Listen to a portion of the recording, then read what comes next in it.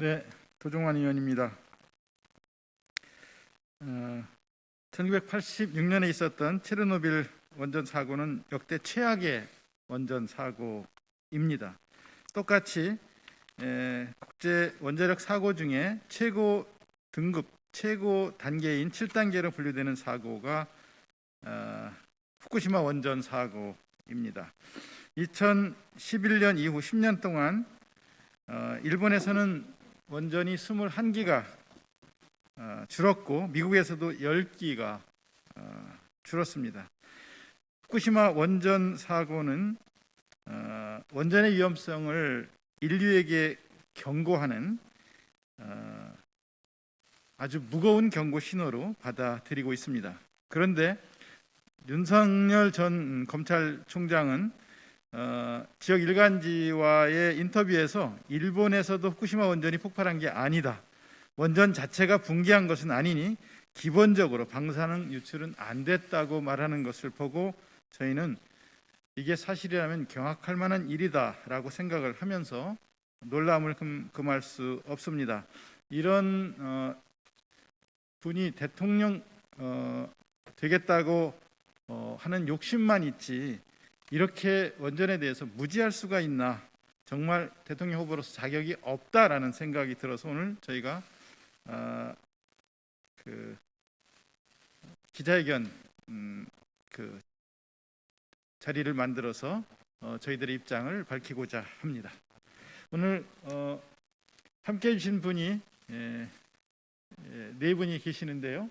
신현영 의원님, 김병기 의원님, 서영기 의원님, 그리고 윤영덕 의원님, 이렇게 네 분께서 함께 해주셨습니다. 저희의 입장을 여러분들 앞에 밝히도록 하겠습니다.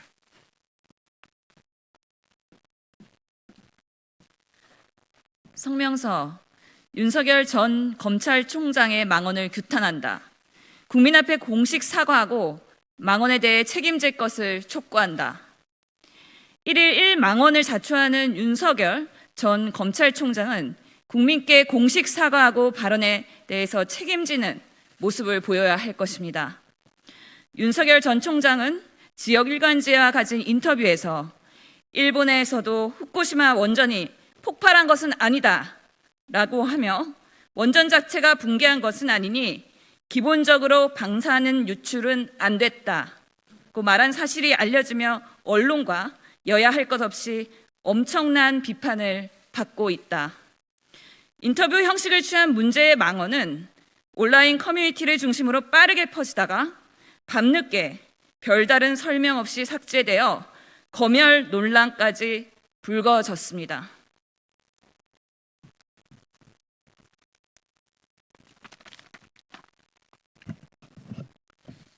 야당의 대선 경쟁자들조차도 대통령의 기본 자질이 없다며 윤 전 총장의 망언을 강하게 비판하고 있습니다.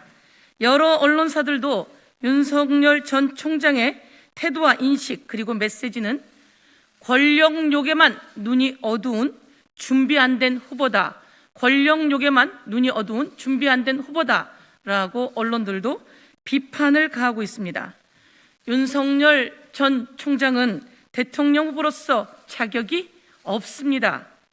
후쿠시마 원전 사고는 지난 2011년 일본 동북부 지방에서 발생한 대규모 지진과 지진 해일로 인한 정전으로 원자력 발전소의 냉각 장치의 가동이 중단되면서 수소 폭발과 방사능 유출이 되었던 사고입니다.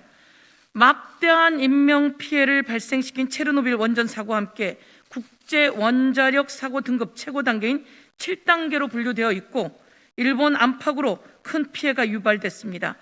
10년이 지난 지금까지도 피해 복구는 계속되고 있지만 피해 지역 주민들은 고통 속에 많은 주민들이 고향으로 돌아가지 못하고 있습니다.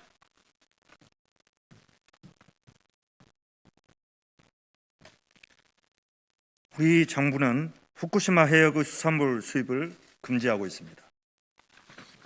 올해 2월에도 후쿠시마 우럭에서 기준치의 5배를 초과하는 세슘이 검출돼 해양오염 우려가 계속되고 있는 상황입니다.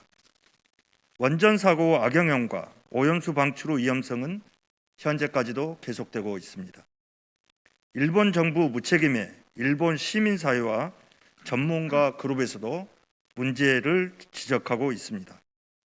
그런데 국민의힘 공당의 대선 예비 후보자로 나선 윤 전 총장은 일본 정부를 대변하는 마냥 방사능 유출이 안 됐다고 하여 귀를 의심하지 않을 수 없습니다. 윤 전 총장이 사실관계조차 모르고 발언했다면 대통령 후보로서의 자격이 없는 무능무지한 사람입니다. 또한 진실을 알면서도 발언한 것이라면 반민족적인 사람으로 허위사실 유포로 국민을 현혹시킨 범죄에 해당할 것입니다.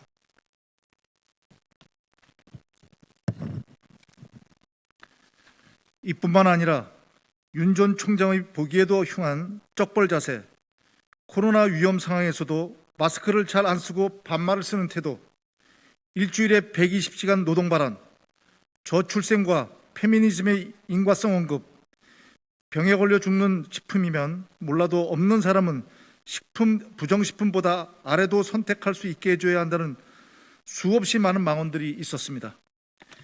이한열 열사의 모습을 부마 항쟁인가라고 발언한 것도 부끄러운 역사 인식을 보여주는 장면이 아닐 수 없습니다. 일본 구구주의자들과 동일한 선상에서 원전 사고를 이해하고 우리 민주주의 역사조차 구분하지 못하는 역사관은 대선 후보가 지녀야 할 자질을 의심할 수밖에 없게 만들고 있습니다. 윤석열 전 총장은 국민께 공식 사과하고 응분의 책임을 져야 할 것입니다. 2021년 8월 6일 사단법원 민주주의 4.0 연구원.